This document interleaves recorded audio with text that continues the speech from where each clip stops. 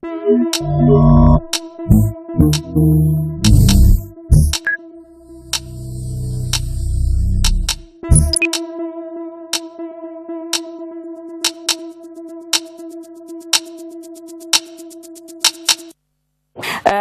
govorimo o Šekspiru,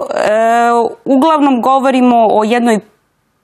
posebnoj, isto tako malo otkačenoj ličnosti, što je s jedne strane posljedica anegdotalnih historija koje su o Šekspiru na taj način govorile. A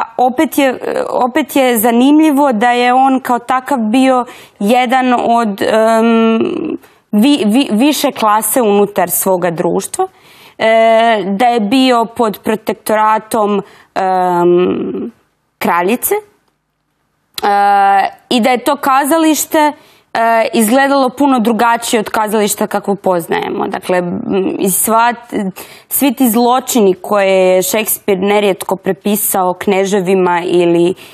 kraljevima, osim što su naravno bili zazorni i naravno bili skandalozni, također su bili spektakularni. Kada bismo govorili o Šekspiru danas, što je jedna od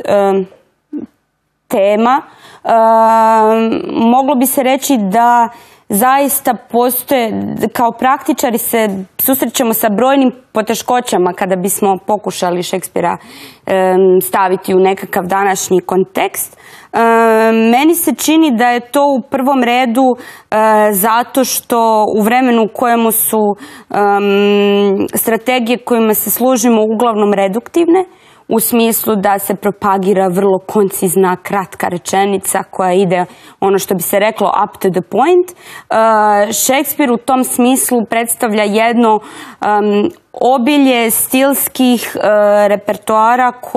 koje na neki način nam izmiče i ne bismo mogli pojmiti.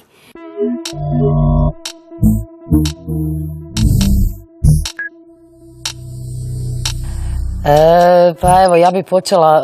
prvo ću se referirati na ovaj prvi dio o čemu je Mila govorila, znači o Šekspirovom, o kazalištu u Šekspirovo doba, to da je kazalište bilo na neki način prostor za moguću intervenciju i interakciju, da je publika bila pozvana na neki način da sudjeluje interaktivno i u predstavu, odnosno da je imala tu mogućnosti, da je građanstvo bilo u svakodnevnoj, znači, mogućnosti odlaska u kazalište. I treća stvar to da je, znači, kraljica bila jednako tako prisutna na sceni. Evo, moram priznati da me to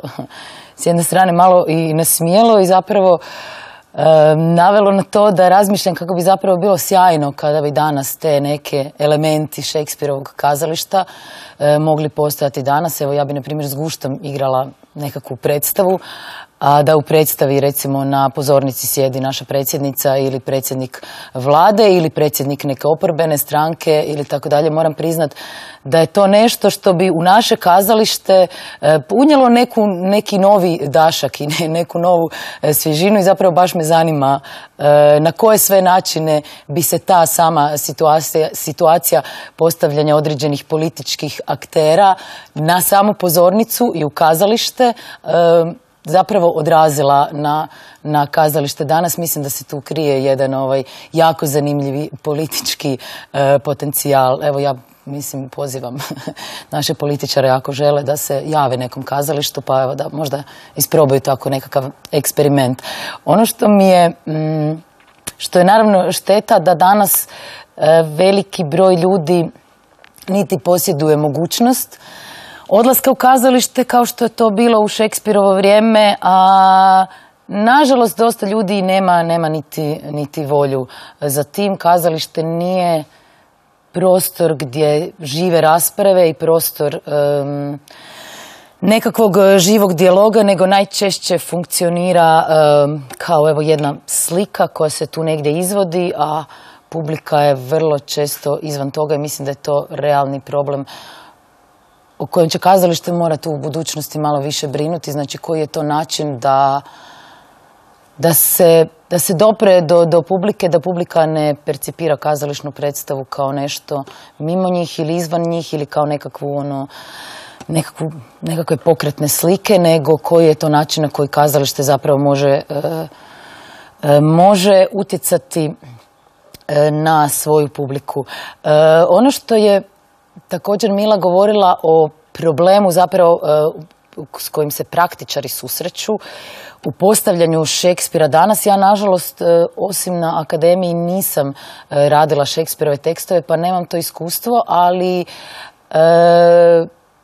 zapravo bih volila vidjeti i raditi neku predstavu u kojoj se to cijelo nekako, kako Mila to naziva, repertoarno bogatstvo i jezika i stila prenosi u današnje vrijeme koje kao da žudi za tim nekakvim reduktivnim strategijama, ali mislim da jednako tako i žudi za nekakvim bogatstvom i izričaja i rečenice i jezika koji danas prečesto pokušavamo svesti na vrlo ove bazične stvari, da li to pod utjecajem engleskog ili pod utjecajem čega. Znači jezik na neki način se zapravo osiromašuje. Mislim da i posao kazališta da taj jezik obogaćuje i baš možda evo bi nekakvo izvođenje Šekspirovih djela sa tim njegovim specifičnim jezikom bilo zanimljivo da se vidi na koji način bi današnji suvremeni čovjek mogao to jezično bogatstvo zapravo percipirati, što bi ono u njemu onda proizvelo. Evo, zanimljivo mi je bilo i to da Mila spominje Jaga i Hamleta kao nekakve likove koji su se odupirali tim ustaljenim normama i zapravo me to nagnalo na razmišljanje što danas je, ajmo reći uvjetno rečeno, politički subverzivno ili što je to što bi mogao biti nekakav otklon paradigmi i otklon nekakvim ustaljenim normama ponašanja i čini mi se da kazalište, takvo kako je u toj specifičnoj svojim zadatostima, ima zapravo veliku mogućnost danas, odnosno gdje ja mislim da je možda nekako područje subverzija, to je područje političke nekorektnosti, koja je, dakle, u današnje vrijeme taj postojanje imperativna političke korektnosti u javnom životu. S jedne strane mislim da je dobro i naravno da trebamo biti i politički korektni i tolerantni. Prije svega ja bi se više zalagala za toleranciju nego političku korektnost. A da kazalište možda zbog tih svojih mehanizama na kojima funkcionira može iskoristiti područje političke nekorektnosti i progovaranja o stvarima o kojima se naizgled ne bi smjelo progovarati. I da je to možda nekakav mogući način subverzije danas, recimo nešto ala to što je Šekspir u svoje vrijeme radio.